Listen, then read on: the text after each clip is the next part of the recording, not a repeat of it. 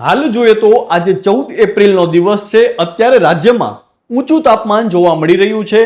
રાજ્યના મોટા ભાગના વિસ્તારોમાં હીટવેવની સ્થિતિ જોવા મળી રહી છે. માવઠા બાદ હવે સતત તાપમાનનો પારો ઊંચો જઈ રહ્યો છે. ત્યારે 2026ના ચોમાસાને લઈ અમે જ્યારે હવામાન નિષ્ણાંત પરેશભાઈ ગોસ્વામી સાથે વાતચીત કરી હતી ત્યારે તેમણે કહ્યું છે કે આ વર્ષે ચોમાસાની શરૂઆત આ તારીખથી થઈ જશે. એ પહેલા વાતાવરણમાં બદલાવો પણ આવી શકે છે. આ ઉપરાંત હવામાન વિભાગે પણ આગામી 19 અને 20 તારીખે રાજ્યના આ જિલ્લાઓમાં ગાજવીજ સાથે માવઠાની શક્યતાઓ વ્યક્ત કરી છે.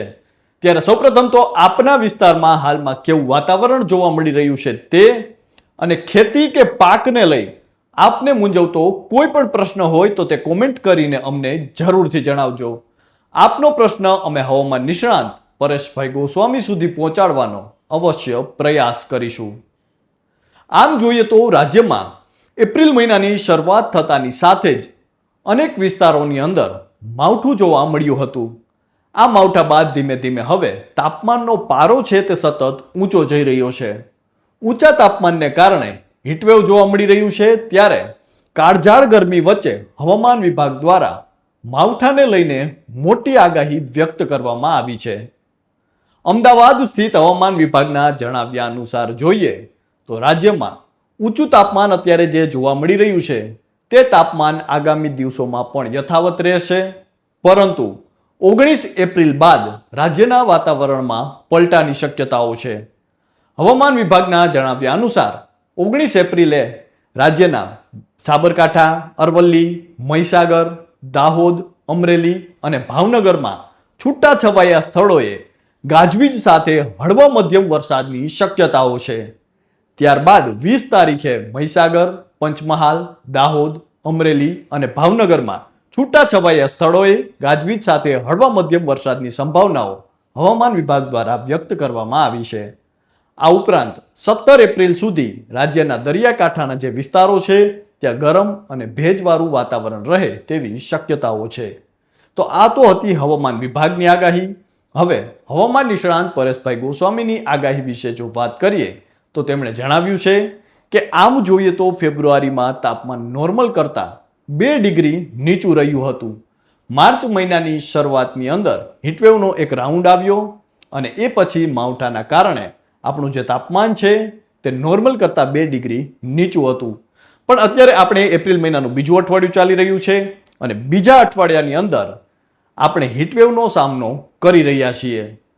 જેવી રીતે અગાઉ આપણે આગાહી આપી હતી કે 9 થી લઈને 15 એપ્રિલ દરમિયાન એક હીટવેવનો રાઉન્ડ આવી શકે છે અને એ જ રીતે આપણે ત્યાં બધા વિસ્તારોની અંદર અત્યારે હીટવેવનો રાઉન્ડ ચાલી રહ્યો છે. સ્વાભાવિક છે કે હીટવેવ હોય એટલે તાપમાન 40 ડિગ્રી કરતાં તો ઉપર જ રહેવાનું. એવી જ રીતે અત્યારે એવરેજ 40 થી 42 ડિગ્રી તાપમાન જોવા મળી રહ્યું છે, જે આજે અને આવતીકાલે એમ 2 દિવસ સુધી હીટવેવનો રાઉન્ડ ચાલુ રહેશે. 16 તારીખથી 21 તારીખ સુધી 1-2 ડિગ્રીનો ઘટાડો થશે અને ત્યારબાદ 22 તારીખથી ફરી તાપમાન ઊંચું જશે. જોકે 27 એપ્રિલથી લઈને 30 એપ્રિલ દરમિયાન છૂટાછવાયા અમુક વિસ્તારોમાં વરસાદી ઝાપટા પણ પડી શકે છે અને માવઠું પણ થઈ શકે છે.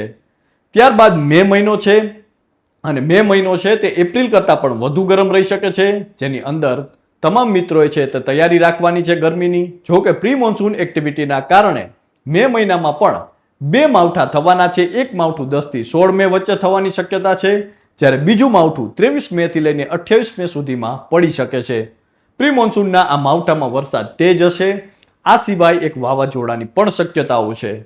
15 મે થી 15 જૂન સુધીમાં બંગાળની ખાડીમાં કે અરબ સાગરમાં એક વાવાઝોડું બને તેવી પૂરી શક્યતાઓ છે. એમાં પણ અરબ સાગરમાં વાવાઝોડાની શક્યતા વધારે છે.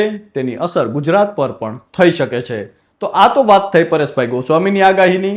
હવે અંબાલાલ પટેલની આગાહી વિશે જો વાત કરીએ તો તેમણે પણ એપ્રિલ મહિનાના અંતમાં અને મે મહિનામાં કરા સાથે પ્રી મોન્સૂનના વરસાદ પડવાની શક્યતાઓ વ્યક્ત કરી છે. તો સાથે જ ચોમાસા પહેલા એક ખતરનાક વાવાઝોડાની પણ તેમણે આગાહી કરી છે. તો હાલ તો આ હવામાન નિષ્ણાંત પરેશભાઈ ગોસ્વામીની આગાહી હતી, હવામાન નિષ્ણાંત અંબાલાલભાઈ પટેલની આગાહી હતી અને હવામાન વિભાગની આગાહી હતી. અને તેમની આગાહી મુજબ જોઈએ તો હજુ પણ આગામી દિવસોમાં તાપમાનનો પારો સતત ઊંચો જઈ શકે છે. હવામાન વિભાગની આગાહી મુજબ 19 અને 20 તારીખે 2 દિવસ છે રાજ્યમાં છૂટાછવાયા વિસ્તારોમાં, જે ખાસ કરીને જોઈએ તો અમરેલી, ભાવનગર સહિતના વિસ્તારોમાં ક્યાંક ક્યાંક હળવા મધ્યમ ઝાપટા પડી શકે છે.